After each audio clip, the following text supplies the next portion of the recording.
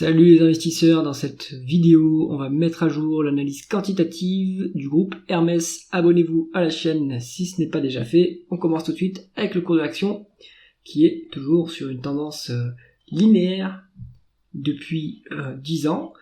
On a un petit peu décroché depuis début 2025, mais rien d'incroyable non plus. Est-ce que c'est le moment de se positionner sur Hermès? On va regarder ça ensemble. Alors, on n'a pas le chiffre de la croissance du premier trimestre sur l'outil. On a une croissance qui s'établit à 4,1 milliards, si je ne me trompe pas. Donc sur le premier trimestre 2025, ce qui nous ferait une hausse par rapport à donc en fait ce qui est indiqué ici. Ce que fait l'outil en fait, c'est qu'il prend la croissance semestrielle, il la divise par 2. Bien sûr, c'est faux. Donc on a une croissance qui est positive pour Hermès, donc ça continue à délivrer. Pas d'acquisition, le groupe fait que de la croissance organique qui est très élevée. Si on remet ça en annualisé et si on regarde le taux de croissance, on est sur une croissance médiane de 14%. Bon, il y a toujours la croissance chez Hermès, croissance toujours élevée, on le sait, c'est une société extrêmement qualitative de ce point de vue-là. Le taux de marge brute, 70%, on est sur un leader de marché incontesté, donc il a le pouvoir de monter les prix, et il y a même on a l'impression que le groupe peut monter les prix pour augmenter les ventes, c'est-à-dire que plus ça sera cher, plus il y aura des gens intéressés pour acheter, ça c'est le luxe, c'est paradoxal. On a un taux de marge d'EBITDA à 43,2%, très élevé, par rapport à la médiane en plus on est au-dessus, donc ça a bien cru sur la période étudiée, et le taux de marge net c'est à 30%, donc pareil, c'est hyper élevé, c'est en augmentation depuis la période étudiée, le début de la période étudiée, donc Hermès on sait, c'est de la qualité. On continue avec la conversion des bénéfices nets en free cash flow, on a une équivalence à peu près, donc très bien, on arrive très bien à convertir les bénéfices nets en free cash flow, voire les free cash flow sont légèrement plus élevés, donc on pourra utiliser le PER, ou price free cash flow, mais on peut utiliser le PER pour valoriser Hermès, et ça c'est s'il n'y a pas de dette, et évidemment il n'y en a pas, on va le voir après.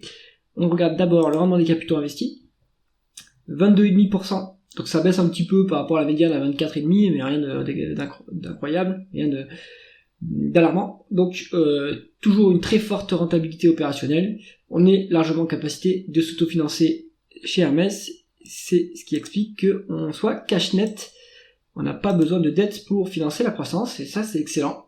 Donc qualitatif, au niveau du bilan également, et en plus cette trésorerie nette, ça nous permet de générer des intérêts, donc près de 2,9 milliards, ça s'est accéléré avec les hausses de taux en 2022-2023, donc excellent, ça améliore le résultat financier évidemment. Ensuite, on va aller regarder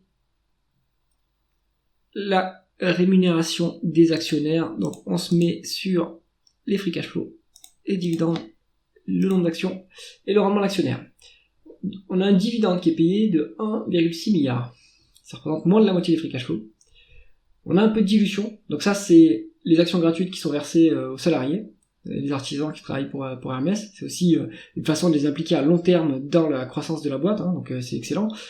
La boîte pourrait racheter des actions pour compenser cette dilution. Après, la valorisation, on va le voir après, est quand même hyper élevée, donc racheter des actions à ce niveau-là, ça n'a pas forcément beaucoup de sens. Alors, le rendement d'actionnaire qui est à 0,7%, qui est pas très élevé. Faut savoir que quand même de temps en temps, on a un dividende spécial sur Hermès, donc ça permet d'augmenter le rendement de l'actionnaire. Maintenant, on n'est pas sur Hermès pour le rendement de l'actionnaire. De toute façon, on est plutôt là pour la croissance du capital. Et puis, un jour, quand la société deviendra mature, peut-être qu'ils verseront plus de dividendes, mais pour l'instant, on n'y est toujours pas. La valorisation maintenant, on va se mettre en price earnings, tiens, hop. Si on regarde, le ratio cours-bénéfice médian est à 46,1, c'est hyper élevé, bien entendu. Et là, on a toujours une surcote de 15% à 52 sur les 12 derniers mois. Sur les sociétés de croissance, il vaut mieux regarder sur les 12 prochains mois, les prévisions des analystes, moi je ne le fais pas, je pense qu'il vaut mieux pas le faire, mais chacun sa stratégie. En price earning 12 prochains mois, donc par rapport aux bénéfices des 12 prochains mois établis sur les croissances, sur les estimations des analystes, on est aussi surcoté de 10%. Conclusion de Hermès, c'est sûr que moi j'achèterai jamais de Hermès, c'est beaucoup trop cher, évidemment, mais si vous êtes un investisseur dans la croissance, il faut reconnaître que c'est un dossier d'excellente qualité et que la croissance continue à être délivrée année après année. Donc on est cher par rapport aux estimations des bénéfices 2025. Après vous pouvez aller chercher les estimations de bénéfices 2026, 2027 et voir si le multiple est toujours élevé. Si ça se trouve en estimation de bénéfices 2027, on se paye 20 fois les bénéfices. Et donc dans ce cas-là, c'est pas si cher payé. Mais ça, c'est avoir une stratégie de croissance, ce que je ne fais pas.